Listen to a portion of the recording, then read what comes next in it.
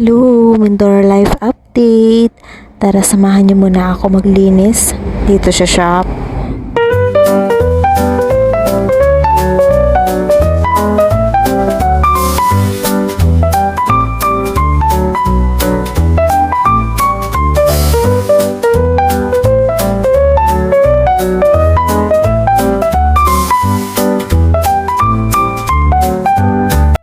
Bubuhatin ko nga muna itong parcel dito sa buhana para ilipat sa kabilang side nang sa ganoon ay mawalisan ko itong floor namin. Kahit wrap siya, kailangan siyang walisan para naman hindi maipon yung mga buhangin.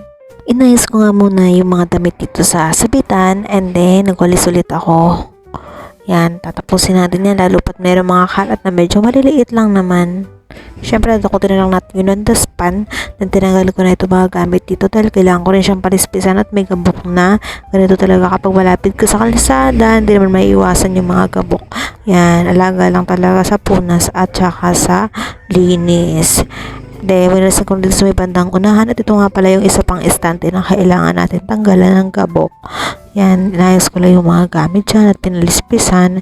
And then, okay na yan. At ito naman sa kabilang side, yung mga patungan natin ng mga kitchenwares ay kailangan ko ng walisan din dahil dito talaga minsan yung mga buhangin lalo na kapag maraming tao na pumapasok dito sa shop, hindi naman yan maiiwasan. So, kailangan din natin talaga yung walisan at nilabas ko na nga dito yung mga US cotton natin na hindi napasama sa sale kahapon. At dahil hindi naman nga okay yung aking boses, medyo malat at masakit po yung aking lalamunan. So hanggang dito na lang po muna. Paki-follow niyo po ako sa aking mga account, may YouTube channel, at TikTok and Facebook page. Ilalagay ko na lang po sa comment section. Salamat po sa walang sawang support at sa pag-follow and share ng aking mga video. Bye-bye!